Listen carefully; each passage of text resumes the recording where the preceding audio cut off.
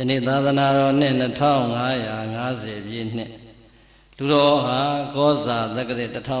ရာ1368ခုနှစ်တရင်ကျော်လာဇန်2ရက်နေ့ညမကွေးတိုင်းမကွေးမြို့နိုင်ငံတော်သံဃာမဟာနာယကအဖွဲ့ဥက္ကဋ္ဌအဘိဓဇမဟာရတ္တဂုရုအဘိဓဇအကမတတ္တမဇောတိကမကွေးဆရာတော်ကြီးဗတ္တန္တကုမာရဤဩဝါဒကိုခံယူ၍ဖွဲ့စည်းတည်ထောင်ထားသောမကွေးမြို့ကရုဏာရှင်များနာယကူညီမှုအသင်းဤ4နှစ်ပြည့်ဓမ္မပူဇာသဘင်ဝဲဓမ္မဒါနမတ္တိလူရှင်များဖြစ်ကြကုန်သောကွယ်လွန်သောဖိုးပွားများနှင့်မိဘများကိုရည်စူး၍ဒုတိယဘုံမူကြီးဝင်းနိုင်ဒေါ်ကြည်ကြည်မေနှင့်ညီမမကြည်ကြည်ဆွေမမြင့်မြင့်ခိုင်မခိုင်ခိုင်သဖယားလန်အိုးဘိုရဲ့မကွေးမျိုးကမတည်၍ရလေးမြတ်နာမှာကြောက်လာရကုန်သောဓမ္မဆွေတော်မျိုးတော်များပေါင်းစုဆင်းရဲကျင့်ပပူဇော်အပ်သောဓမ္မသဘင်ဝေဟောကြားအပ်သောအမွေခံထိုက်သူဖြစ်ပါစေအမည်ပေးသောတရားတော်ပရိသတ်ဘာတရားလဲအမွေခံထိုက်သူဖြစ်ပါစေတဲ့ဆုတောင်းပေးတာမဟုတ်ပါဘူးအားလုံးတို့မိသားစုအားလုံးတို့ဓမ္မဆွေတော်မျိုးတော်များအားလုံးအမွေခံထိုက်တဲ့သာသမီတွေဖြစ်အောင်လုပ်ကြပါလို့တိုက်တွန်းတာပါဟုတ်လားဒါကြောင့်တရားတော်ကိုမဟောကြားမီမနာကြားမီမှာတရားတို့ရဲ့ပိုင်ရှင်ဖြစ်တော်မူသောသုံးလောကထွဋ္ဌာသက်ပင်ညုံမြတ်စွာဘုရားကိုယုတ်သေးစွာရှိခိုးပူဇော်ကြရအောင်အလုံးခေတ္တခဏငြိမ်သက်စွာနေထိုင်၍လက်အုပ်လေးတွေချီမျက်လွှာလေးတွေချရွတ်ဖတ်ပူဇော်နေတဲ့ဗုဒ္ဓရှင်တော်မြတ်ရဲ့ဂုဏ်တော်များကိုအာယုံပြုပြီးတော့အတူတူပဲပူဇော်ကြရအောင်ဦးဇင်းတို့ဖြည်းဖြည်းလေးလေးနဲ့အာယုံယူလို့ရအောင်ပူဇော်ပေးပါမယ်ဣန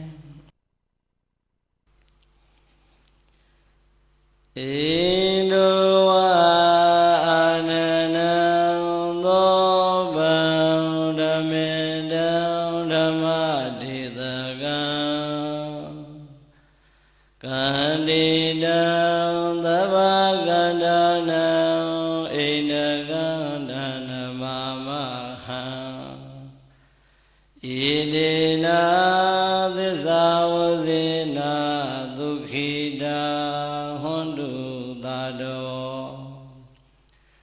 ဣန္ဒဝအာနနံသောဗံဓမ္မေတံဓမ္မဒေသကံကန္တိတံသဗ္ဗကန္တနံဣန္ဒကန္တနမမဟံဣတိနာသစ္စာဝဇေနာဒုက္ခိတာဟွန်တုသာတောဗန္တိဘုံတော်ဆက်ရှိရန်လုံးနေ၍ကိုယ်သိတင်ထလွန်မြင့်မြတ်တော်မူပေသောအရှင်မြတ်ဖရာဒီအရှင်မြတ်ဖရာဤအာနန္ဒံဘုမြောတင်ရှုမြင်မဝအမယနိုင်သောမြတ်နာတော်အပြင်သည်ဣန္ဒဝါအာကဝေဟင်ထကောင်းကင်ဝဲမောင်းနေလေသံယုံနံသောတာယောဝထေဝင်းဝေလာမင်းကြီးကဲ့သို့သောဗံဘုသူမြင်သူရှုသူအာသာအစာမပြေတင့်တယ်လဘတော်မူပါပေသည်ဖယားဣန္ဒဝအာနနံသောဗံသောတာယောဤဖြူဝေထေဝင်းဝေလာမင်းကြီးတမြဤညိုဝေကောင်းလာပါသောမျက်နာတော်အပြင်လည်းရှိတော်မူပါပေထသော ဓမ္မေတံတရားကျော်ခိုင်ထုံထိုင်ထိုင်နဲ့ရိုင်းဆိုင်နေသူနတ်လူအပေါင်းကိုလည်းဤကောင်းလမ်းပြယဉ်ကျေးအောင်ဆုံးမတော်မူပေထသောဓမ္မဒေသကံပွင့်လို့ချင်းချင်းကြွပွဲဝင်မြည်လူရှင်တတိုင်းญาတိုင်းပင်ကစားဝိနည်းယာကိုဒေသနာယေဤတိုင်ကျွေဟောပြတော်မူပေထသောသဗ္ဗကန္တနာအလုံးစုံသောအရာအရာ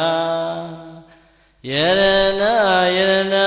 ဟူသမျှတို့ထကန္တိတံအစတရားမကသာအောင်နိသဖွယ်ရလည်းဖြစ်တော်မူပါပေထသောဣန္ဒကံရှိရှိသမျှဓမ္မဥဒ္ဓံအလုံးစုံကိုသိ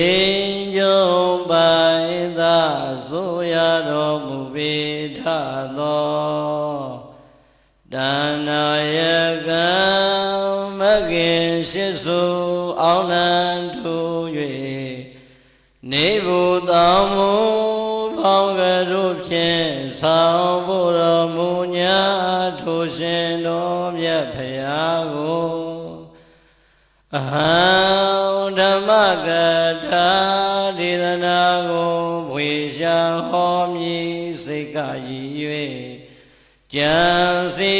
အားထုတ်ဖရာတပည့်တော်အကျွန်ုပ်သည်နမမိဓမ္မယုံပလင်ဥစီကသရာဟောရွှေရွှေမြူပြည်လည်းရင်ရှေးဥညောအခါကနေ၍အကျဉ်းချင်းကြောလိုက်ရပါတော့သည်မြတ်စွာဘုရား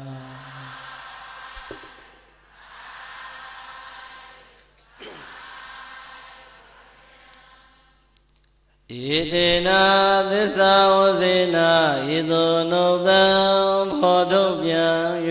ဟောမှန်စွာပြောဆိုရသောဗနာမသစ္စာစကားကြောင့်သာတောတရားချစ်ခင်စိတ်ကောင်းဝင်ရကုန်သောသင်္သူတော်စင်တရားနာပရိသတ်ပေါင်းတို့သည်ဒုက္ခိတာအန္တရေပြောက်ပြက်စီဝါတက်လျက်စိတ်ဆက်ရွှင်လန်းဝမ်းပတ္တသာချမ်းသာခြင်းရှိကြကုန်သည်ဟွန်တုဖြစ်ကြပါစေကုန်သတည်းနေဒုက္ခသာ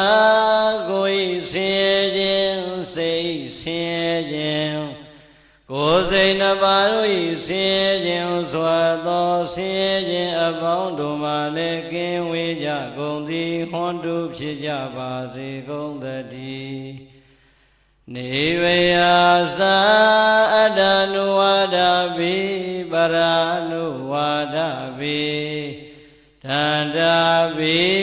ဒုက္ခတိပိအစရှိကုန်သောမကောင်းသောဘေးအပေါင်းတို့မှလည်းကင်းဝေးကြကုန်သည်ဟွန်တုဖြစ်ကြပါစေကုန်သတည်း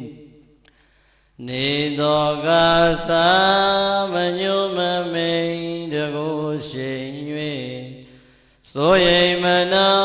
ကြောင့်ကြပူဆွေးကိုကြွေးခြင်းတို့မှလည်းကင်းဝေးကြကုန်သည်ဟွန်တုဖြစ်ကြပါစေကုန်သတည်းဟွန်တုယခုစွာသောသစ္စာစကားနှင့်ပုလိုအပ်သောမေတ္တာတရှိန်ဝါတို့ကြောင့်အချိန်မကြာကိုယ်စီကိုယ်ငါဖြစ်တော်မူနိုင်ကြပါစေကုန်သတည်း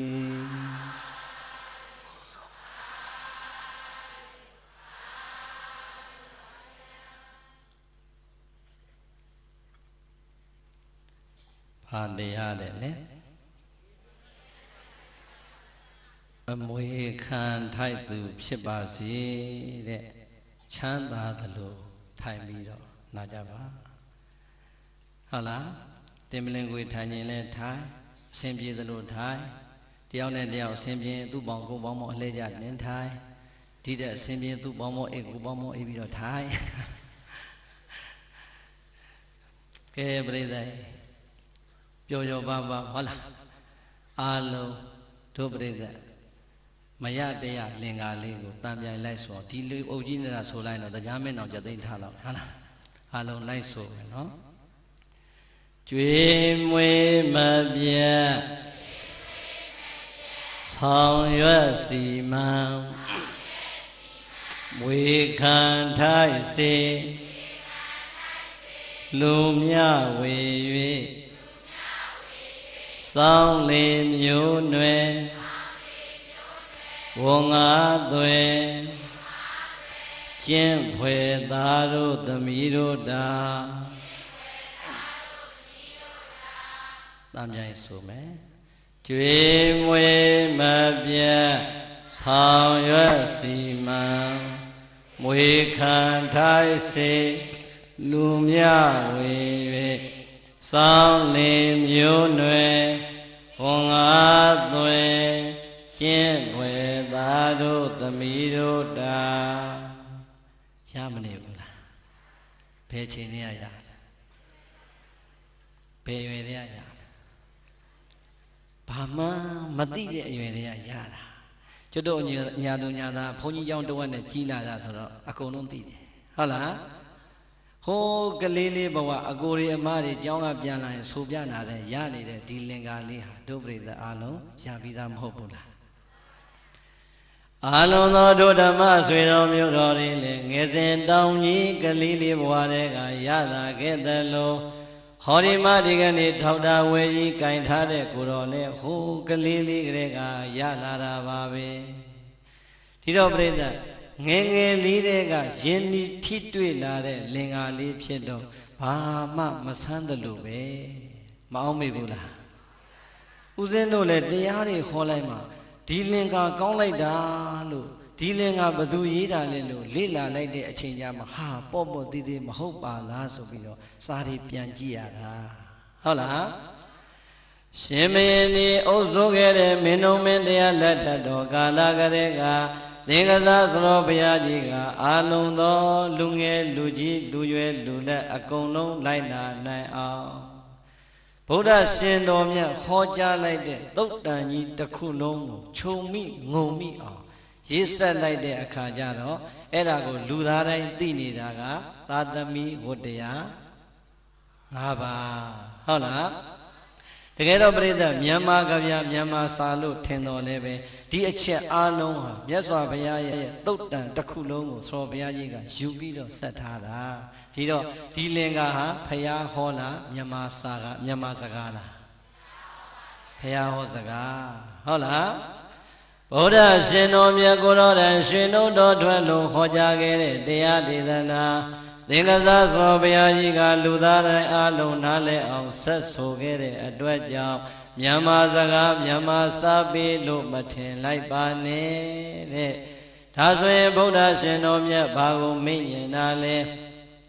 ဟောဒီလောကကြီးထဲမှာသာသမီဖြစ်ကြတဲ့ပုဂ္ဂိုလ်တိုင်းအတွက်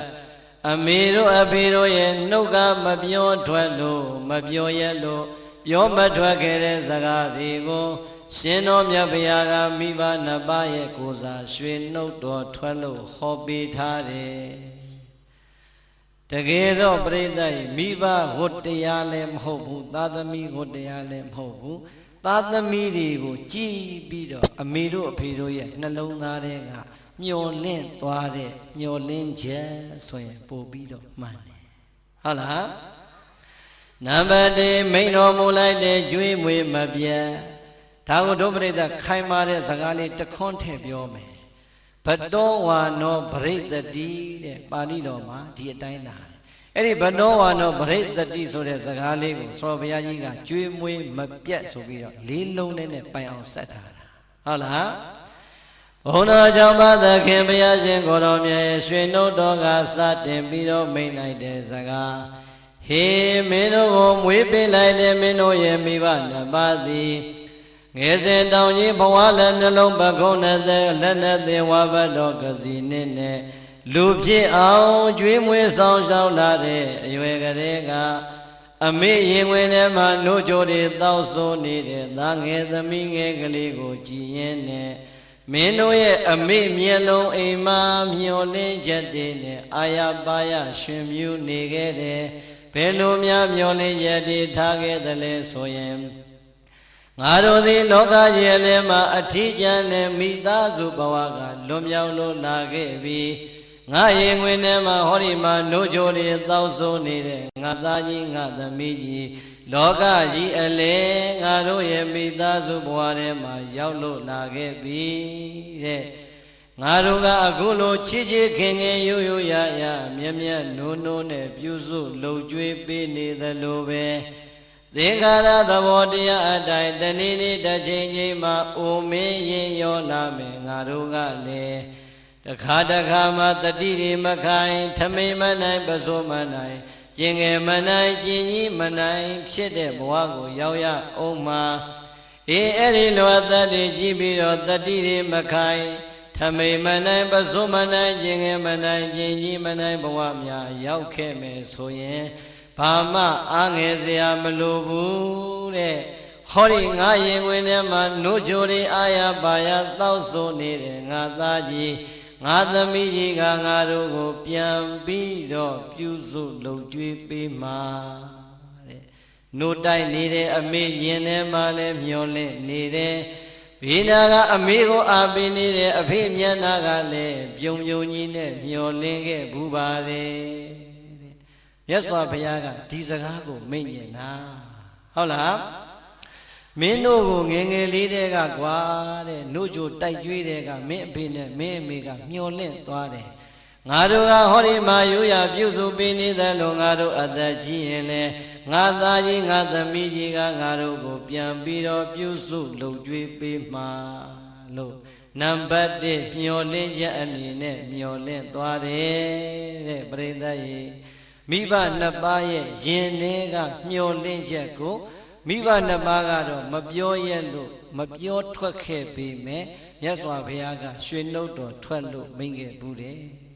ဒီတော့အားလုံးတို့သာသမီဖြစ်ကြတဲ့ဦးဇင်းတို့အပါဝင်အားလုံးဓမ္မဆွေတော်မျိုးတော်တွေအမေတို့အဖေတို့ကရင်ဝင်ထဲမှာနိုးတိုက်စဉ်ကာလကလေးကမျောလင့်ခဲ့တဲ့ဒီမျောလင့်ချက်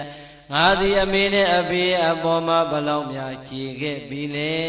တဲ့ကိုရေကြီးပြန်ပြီးတော့သုံးသက်ကြည်စမ်းမှာကြည်ပြီလားစဉ်းစားနော်အမေတို့ကဟောဒီရင်ဝင်ထဲမှာနှုတ်ကြိုတိုက်ကြွေးစဉ်ကာလကလေးကမျောလင့်သွားတာဒီသားကြီးဒီသမီးကြီးကြည်လာရင်ငါတို့ကလည်းအိုလာမှာ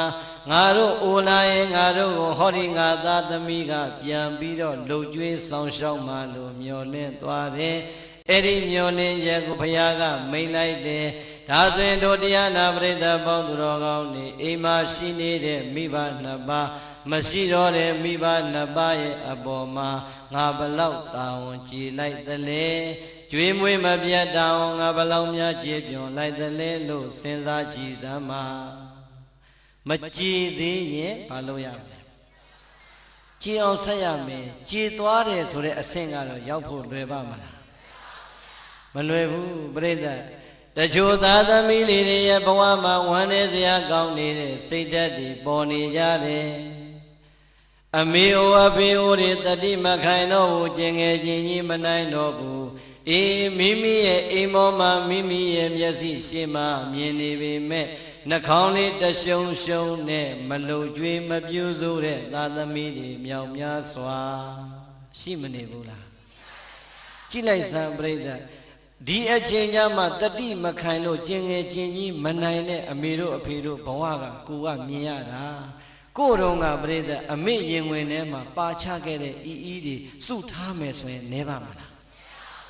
မိမိပေါက်ချခဲ့တဲ့ရှူရှူတွေများစုထားမယ်ဆိုရင်ခါလံပုံတွေနဲ့တောင်တည်လို့ရမယ်ကဲ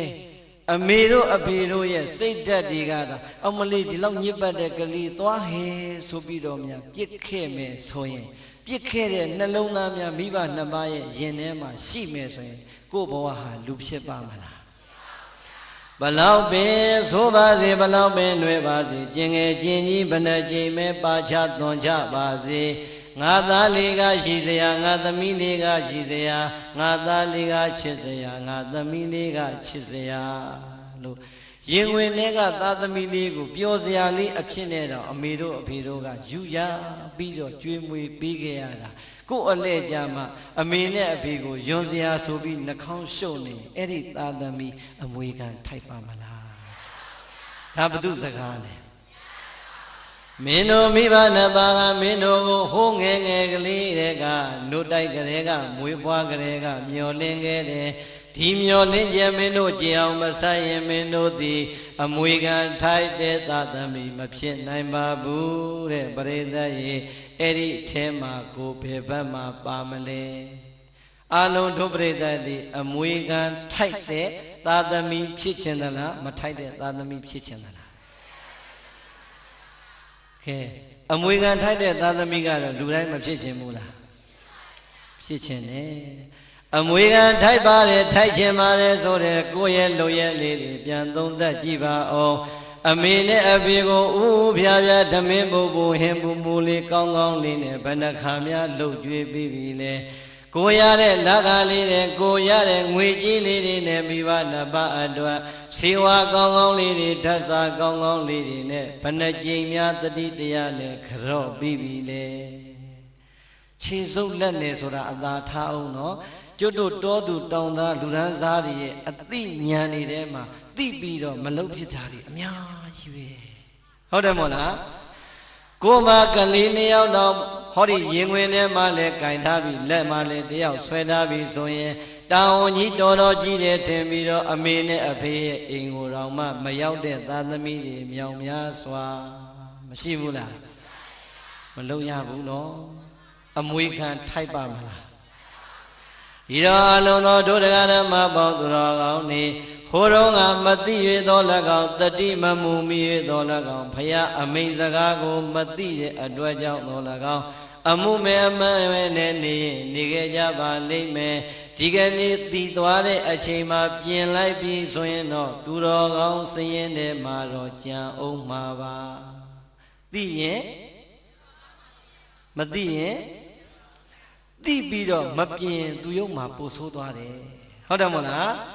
ဒါကြောင့်မိမိတို့ရဲ့မိဘနှစ်ပါးသက်ရှိထင်ရှားရှိသေးတယ်ဆိုရင်တတ်နိုင်အောင်ကြိုးစားပြီးတော့ကျွေးမွေးပါတတ်နိုင်အောင်ကြိုးစားပြီးတော့ပြုစုလုပ်ကြွေးပါမိဘနှစ်ပါးရဲ့အပေါ်မှာမိမိတို့ရဲ့ယူရပေးလိုက်တဲ့ထမင်းပူပူဟင်းပူပူလေးနဲ့ခြာကျွေးလိုက်စမ်းပါမိမိတို့ရဲ့သိတတ်တဲ့အသိလိမ္မာလေးတွေနဲ့အမေတို့အဖေတို့ရဲ့နှလုံးသားကိုအေးချမ်းစေလိုက်စမ်းပါဟုတ်လားကျွေးမွေးမပြတ်ဆိုတာအဲ့ဒါပဲငါတို့ကကျွေးမွေးခဲ့သလိုပဲတဲ့ငါသားကြီးငါသမီးကြီးကြည့်ရင်လေငါတို့အားငယ်စရာမလိုတော့ဘူးပြုစုစောင့်ရှောက်မဲ့သူလောကကြီးမှာရလာပြီဆိုပြီးမျှော်လင့်ထားတယ်ဟုတ်လားတချို့သားသမီးလေးတွေပြောတာရှိသေးတယ်ကိုတော့တဲ့ကိုမှလည်းသားသမီးနဲ့လူမွေးစည်းဝါးကတက်နိုင်တဲ့လောက်တော့ကြွေးတာပဲတဲ့ဘယ်အချိန်တိုင်းတော့လှုပ်ပေးနိုင်မလဲတဲ့ကဲအဲ့ဒါမျိုးရောမကြဘူးလားစဉ်းစားကြည့်စမ်းကျုပ်တို့ခမည်းတော်အမေရိကကျုပ်တို့ကိုတက်နိုင်တဲ့လောက်ရွေးပြီးမွေးလာတာဟုတ်ရလားအာရရရှိလို့မွေးလာတာဟုတ်ရလားတက်နိုင်အောင်ကြိုးစားပြီးတော့မွေးလာတာမိုးဘလောက်ခေါင်ခေါင်သီးနှံနေဘလောက်ပဲမရပါစေအမေရင်ဝင်တွေကမွေးလာမဲ့ကိုယ်နေကိုတော့အမေကယူရလို့ပေးနေတာပါပဲကိုယ်အလဲကြမှာတတ်နိုင်တဲ့လောက်တော့လှုပ်ကြွေးတာပဲဆိုတော့ကိုယ်ပါဇက်ကထွက်တဲ့စကားကြီးကအရန်အောက်တန်းကြမနေဘူးလားမပြောပါနဲ့ပြောလည်းမပြောပါနဲ့အဲ့ဒီစိတ်ဓာတ်တွေလည်းမရှိပါနဲ့အမေနဲ့အဖေကိုယူရလိုက်စမ်းမှာပြုစုလိုက်စမ်းမှာလှုပ်ကြွေးလိုက်စမ်းမှာအဲ့ဒါဆိုရင်မိဘနှစ်ပါးရဲ့နှလုံးသားမှာလည်းငြိမ်းချမ်းလိမ့်မယ်ကိုယ့်ရဲ့ဘဝမှာလည်းဖရာသာဓုခေါ်ခံရတဲ့ပုဂ္ဂိုလ်ဖြစ်သွားလိမ့်မယ်ဒီဘဝမှာလည်းជីវတိုးတက်လိမ့်မယ်ဘဝသန္တရာမှာလည်းအစဉ်မြင့်တဲ့သုဂတိဘဝကိုရောက်ရလိမ့်မယ်အကောင်းကြီးဖြစ်လာမှာပါဟုတ်လား ဒီတော့နံပါတ်1အမွေခံထိုက်ဖို့ဆိုရင်မိဘကိုဘာလုပ်ရမလဲပြုစုလုပ်ကြွေးရမယ်ဒါဆိုရင်နံပါတ်2အပိုက်ကဘာတဲ့လဲဆောင်ရွက်စီမံနဲ့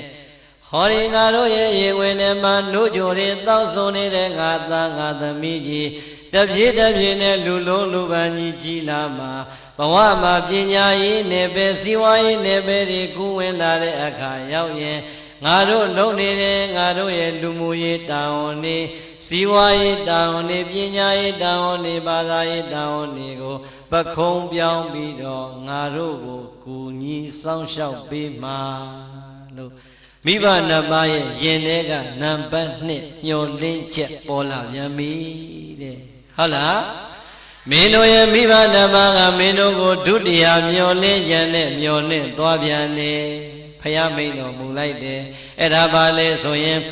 မင်းတို့အသက်ကြီးလာရင်လူလားမြောက်လာရင်သူတို့မလုံနိုင်တဲ့လူမှုရေးစီးပွားရေးပညာရေးဘာသာရေးတာဝန်တွေကိုမင်းတို့ကသူတို့ကိုယ်စားပခုံးပြောင်းပြီးတော့ဆောင်ရွက်ပေးမှလို့မျှော်လင့်ထားတယ်အေးအမေတို့အဖေတို့မျှော်လင့်လိုက်တယ်အဲ့ဒီမျှော်လင့်ခြင်းနံပါတ်2ကိုရောမင်းတို့ဘလောက်ဖြည့်ပြီးကြပြီလေဖခင်ကမေးလိုက်တို့ပြိဿဘလို့ပြန်ဖြည့်မလဲအေးပြန်မဖြည့်အောင်လို့မှားလိုက်လားဖြည့်စရာစကားမရှိဘူးမို့လားစဉ်းစားနော်ပြိဿဟောဒီထဲမှာဝန်ထမ်းတွေရဲ့သားသမီးတွေပါမယ်ဟောဒီထဲမှာလယ်သမားတွေရဲ့သားသမီးတွေပါမယ်ဟောဒီထဲမှာဂုံသည်တွေရဲ့သားသမီးတွေပါမယ်မပါဘူးလားအိမ်ကအဖေတရွေးညီထမ်းပြီးတော့60ကျော်အရွယ်အထိလှုပ်ကြွေးရတာမြင်နေရအောင်မယ်အိမ်ကအဖေအစိုးရကပင်စင်ယူပြီးတာတော့မှရက်သေးရွာတယ်ရှောက်ပြီးတော့ရှာရတာတွေ့ရအောင်မယ်မတွေ့ရဘူးလားစဉ်းစားကြည့်စမ်းပြောနေတာကထေရဝါဒဗုဒ္ဓဘာသာဗုဒ္ဓရဲ့အဆုံးအမကိုထေရဝါဒလမ်းစဉ်အတိုင်းခံယူနေတဲ့နိုင်ငံကြီးလဲပြောရဲ့ကဲပရိသတ်ဒီမြန်မာနိုင်ငံကနေ international တစ်ခုတစ်ကမ္ဘာလုံးကိုပတ်ကြည့်လိုက်စမ်းဝန်ထမ်းတစ်ယောက်ဟာအသက်ဘယ်လောက်မှပင်စင်ပေးလဲ60မြန်မာနိုင်ငံတနိုင်ငံနဲ့ဟုတ်ရဲ့လားနိုင်ငံတကာမှာဒီအတိုင်းပဲဒီတော့ပြိဿဝန်ထမ်းတစ်ယောက်ဟာအသက်60မှာပင်စင်ယူရတယ်တဲ့ဘာကြောင့်ပင်စင်ယူရတာလဲဟောဗျာမကွေးမျိုးလောက်လှတာမရှိပါဘူးပြုံးမပြပါနဲ့ပြောပြရင်တော်ပါပြီဟမ်ပရိသတ်မျက်စိတွေမုံလာပြီနားတွေထိုင်လာပြီခါးတွေကိုင်းလာပြီလက်တွေမတန်တော့ဘူးအရက်စကားနဲ့ရှင်းအောင်ပြောရင်ဟေးမင်းမျက်စိမုံပြီနားထိုင်ပြီခါးကိုင်းနေမင်းလက်တွေတုံနေပြီမင်းမလုံနဲ့ကွာအိမ်ပြန်ပင်စင်ယူလိုက်တော့လို့ပြောတာနဲ့မတူဘူးလားတတိတွေကလည်းမေးလျော့လာပြီခန္ဓာကိုယ်ကြီးကလည်းမတန်ဆွမ်းတော့ဘူးခေါင်းပေါ်ကိုကြည့်လိုက်ပြန်တော့လေသပင်တွေကဖြူနေပြီဒါကြောင့်မင်းပင်စင်ယူတော့တဲ့ဟုတ်လားအဲ့တော့60ပြည့်ရင်ပင်စင်ပေးတာကတော့နိုင်ငံတကာရဲ့စီကံဖြစ်တဲ့အတွက်ကိုယ့်အိမ်ကအဖေဝန်ထမ်းဆိုရင်အသက်ဘယ်လောက်မှပင်စင်ရမှာ60နော်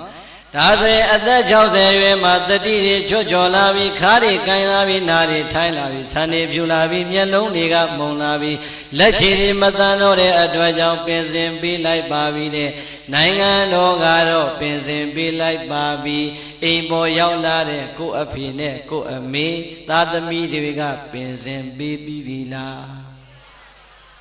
စဉ်းစားနော်အဖိုးကြီးတွေအဖွားကြီးတွေ60ဆိုတဲ့အရွယ်ဟာကံကောင်းထောင်းမှလို့နေရမှာမှနောက်ထပ်10နှစ်15နှစ်60အထိဒီသားသမီးတွေစားဖို့ရှာခဲ့ရတယ်နေဖို့ရှာခဲ့ရတယ်ပညာသင်ပေးဖို့ရှာခဲ့ရတယ်မစွန်တဲ့ကောင်လေးတွေကောင်မလေးဆိုရင်ကျင်ရတော့မှရှာမပေးရဘူးလားအေးအဲ့ဒီတော့မိဘက60အထိဒီတာဝန်တွေကိုအဆက်ယူလာခဲ့ပါလေနဲ့60ပြည့်လို့နိုင်ငံတော်ကပင်စင်ရတဲ့အဖေကပင်စင်စာအုပ်လေးကင်ပြီးတော့နေပူကျဲကျဲမိုးရွာထဲမှာပင်စင်ထုတ်နေရသေးတယ်ဆိုရင်အဲ့ဒီသားသမီးတွေရှက်စရာမကောင်းဘူးလားဝန်ထမ်းသားသမီးဆိုရင်လည်း60ပြည့်သွားတဲ့အဖေကိုပင်စင်ပေးပြီးလားလို့စဉ်းစားကြည့်စမ်းပါလယ်သမားသားသမီးကုန်တဲ့သားသမီးဆိုရင်ရော60ပြည့်သွားတဲ့အဖေတို့တန်ဆွမ်းသေးရဲ့လားတန်ဆွမ်းသေးရဲ့လားမတန်ဆွမ်းတော့တဲ့ဒီအဖေနဲ့အမေကိုပင်စင်ဘာလို့မပေးနိုင်ရတာလဲဝမ်းနေစရာမကောင်းဘူးလား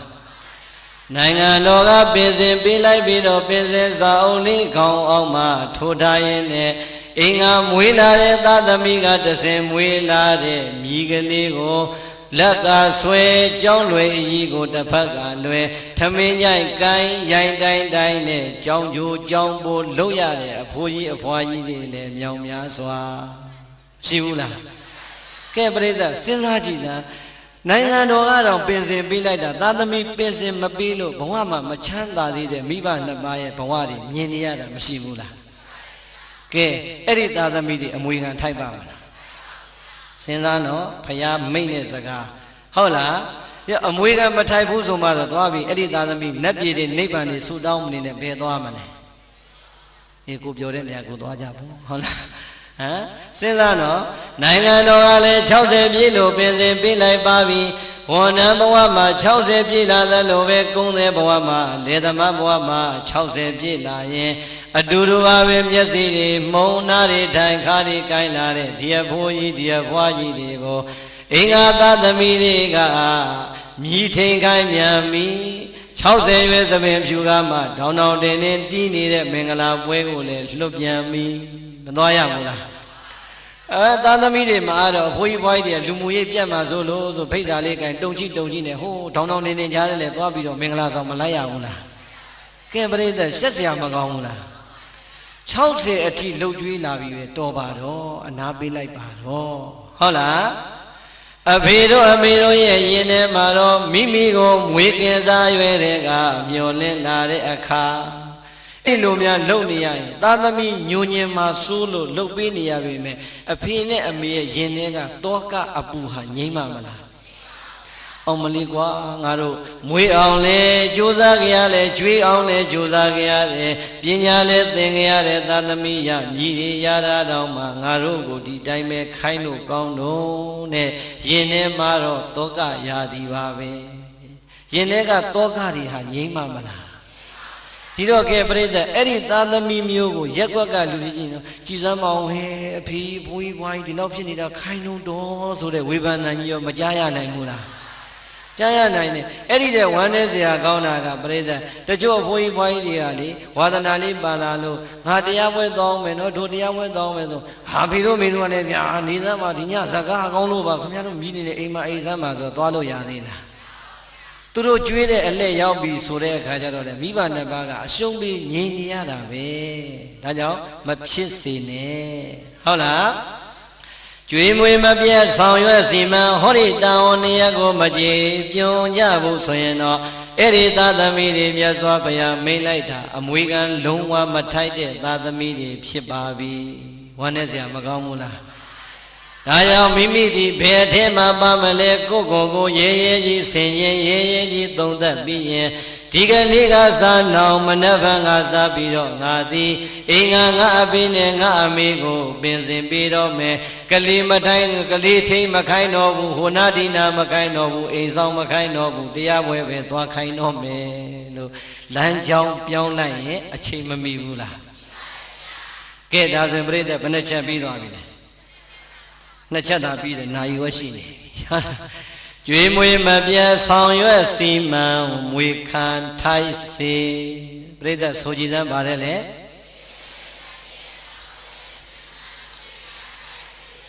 မွေခံထိုက်စေဟဲ့စကလုံးလေးမလာဘူးလားကျုပ်ကဆရာတော်ကြီးအုံနောက်ဖောက်စားတာဒီစကလုံးယူပြီးမှအမွေခံထိုက်သူဖြစ်ပါစေဆိုနည်းနည်းပြောင်းလိုက်တာဟုတ်လားငွေခံထိုက်စေတဲ့နော်ပြိတ္တစကလုံးလှတယ်မိဘနှစ်ပါးကမိမိကိုနိုးရိုးတိုက်ကျွေးတဲ့အရွယ်တုန်းကတတိယမျောလင်းသွားတဲ့မျောလင်းချက်ကငါတို့သည်ဟောဒီလောကကြီးအလယ်မှာစီဝါတွေပညာတွေရှာရင်းနဲ့တပြေးနဲ့သေဆုံးသွားကြမှာငါတို့သေဆုံးသွားမယ်ဆိုရင်ဘာမှပူစရာမလိုတော့ဘူးဟောဒီလောကကြီးထဲမှာလောကုတ္တရာနယ်ပင်မှာထားခဲ့တဲ့လောကုတ္တရာအမွေတွေရှိတယ်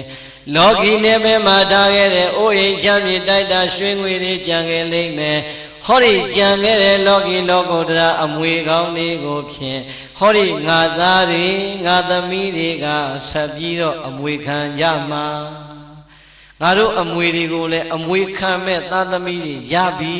ဆိုပြီးတော့ကိုယ့်ကိုနှုတ်တိုက်နေရင်အမေတို့အဖေတို့ကပျော်လာခဲ့တာဟုတ်လားဒီတော့သားသမီးတွေရဲ့ဘဝဟာဟမ်မကြဘူးလားအမေဖေသေးတော့အမွေတွေဘယ်သူရလဲသားသမီးတွေရတာသိကြလားအမေနဲ့အဖေသေးရင်သားသမီးတွေအမွေခံထိုက်တယ်ဆိုပြီးတော့အမွေတွေယူလိုက်ကြတာပရိသတ်ရဲ့ပြေးအားပြေးကြောင်ခွဲလို့မပြီးဘူးဆိုရင်ရုံအောင်တက်ပြီးတော့အမွေခံထိုက်တာ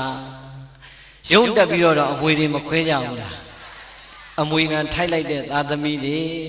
အမေနဲ့အဖေအသက်ထင်ရှားရှိစဉ်ကာလတုန်းကတော့ဟိုသားကိုပို့ပြီးတော့မျက်နှာလိုက်တဲ့ဒီသမီးအငယ်ကြတော့ပို့ပြီးတော့ဦးစားပေးတယ်ဆိုပြီးတော့စိတ်ကောက်သလိုစိတ်ဆိုးသလိုနဲ့အမေနဲ့အဖေရဲ့အိမ်ကိုမလာအမေနဲ့အဖေသေးပြီးဆိုတဲ့အခါရက်ကွက်ကသိအောင်သားသမီးအရင်မှန်သိအောင်ငိုရတာလဲပင်ပန်းကြပါတယ်ဒီလိုသားသမီးတွေရောမရှိဘူးလား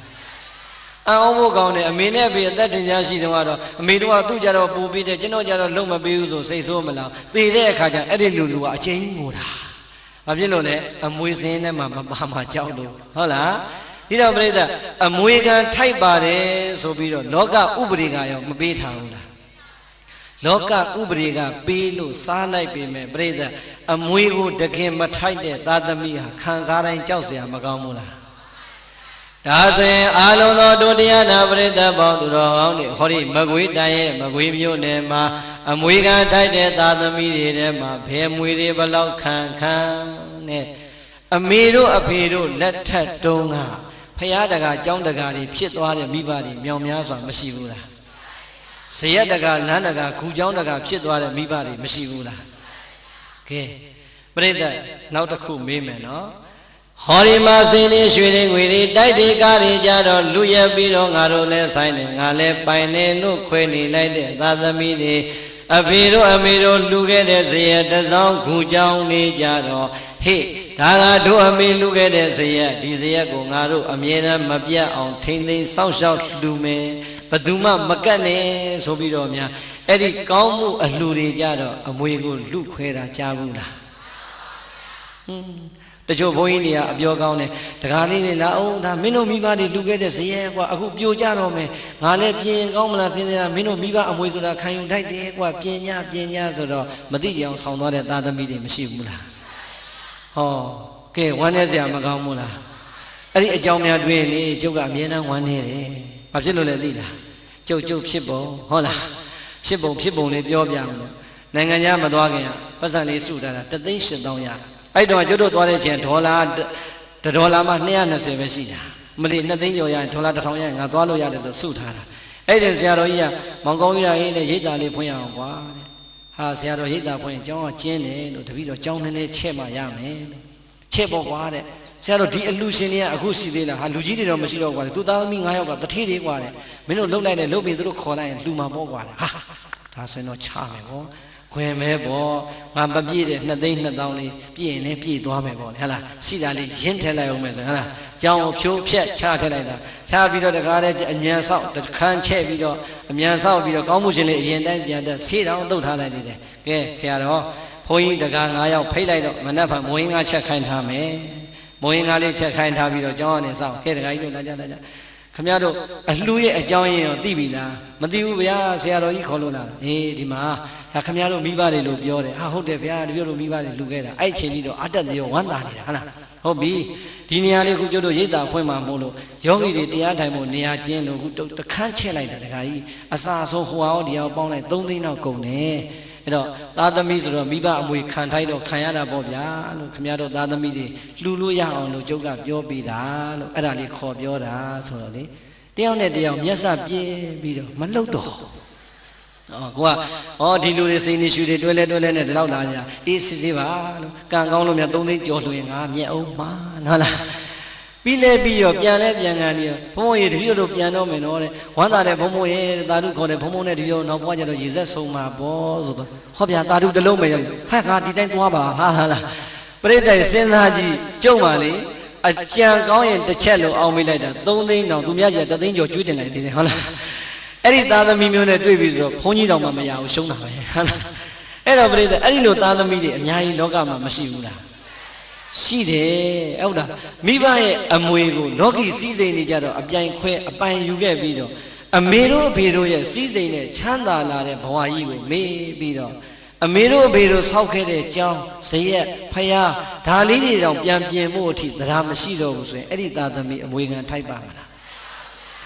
ပရိသတ်ရဲ့လူသားမဘဝကိုမဆိုပါနဲ့ယဟန်တစ်ပါးရဲ့ဘဝကိုနည်းနည်းလေးအာယုံပြုကြည့်ပါယဟန်နေမှာပရိသတ်ရဲ့ကိုယ်တိုင်စီးပွားရှာပြီးတော့လှုပ်ရှားလို့ရရလားဘသူတွေပေးတာစားရတယ်တရားဓမ္မလှူတာကိုစားရတာပရိသတ်ဟာလွယ်လွယ်လေးရတာဘုန်းကြီးတွေအစဉ်ပြေလိုက်တာလို့မအောင်မင်းနဲ့မစားတတ်လို့ရှင်နောက်ဘဝခမည်းတော်အိမ်မှာကျွတ်တို့ကဘာပြန်ဖြစ်မှန်းမသိဘူးဘာဖြစ်လို့လဲမြတ်စွာဘုရားကအဲ့ဒီမှာအမိန့်တစ်ခုထုတ်ခဲ့တယ်ဟေ့ငါသားတွေမင်းတို့တရားဓမ္မလှူတဲ့ပစ္စည်းလေးပါးကိုပြည့်စွက်ခန္ဓာမစင်ခြင်းမဲနဲ့စားရင်တဲ့မင်းတို့စားတာဟာတန်တွေတန်ခဲမိကြီးရဲရဲကိုဝါမျိုးနေတာနဲ့အတူတူပဲတဲ့ကဲကြောက်စရာမကောင်းဘူးလားတရားဓမ္မလှူလိုက်တဲ့ဆုံးအလကားရတာပဲဆိုလွယ်လွယ်စားလို့မရဘူးဦးဇင်းတို့ကဒီဆုံးကိုပြည့်စွက်ခန္ဓာဆင်ခြင်းမေတ္တာပို့ပြီးမှဖုံးပေးရတာအဲ့ဒီလိုမဖုံးပေးဘူးဆိုတာနဲ့ဒီနေ့24နာရီပြည့်ည12နာရီထိုးတာနဲ့ဦးဇင်းဟာအဲ့ဒီတနက်အဲ့ဒီတရက်စားလိုက်တဲ့အာဟာအားလုံးဟာဦးဇင်းအတွက်ကျွေးတင်သွားပြီတန်တရာအထိကျွေးတင်သွားပြီကြောက်စရာမကောင်းဘူးလားဘာအပြစ်မှမကြည့်ဘူးနော်မေတ္တာမပို့မစင်ကျင်တာလေးပဲရှိတယ်ကဲ229သွဲသိက္ခာပုဂ္ဂိုလ်ဆင်မြန်းထားတဲ့သီလနဲ့ပြည့်စုံပါတယ်ဆိုတဲ့ရဟန်းတော်တွေတောင်မှ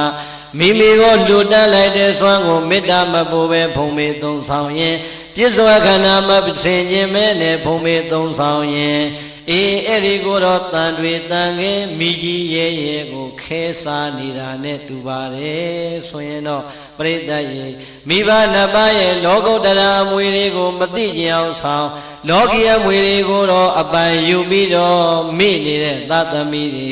အမေတို့အဖေတို့ထားခဲ့တဲ့အမွေတွေထမင်းလုံးတစ်လုံးတစ်လုံးကို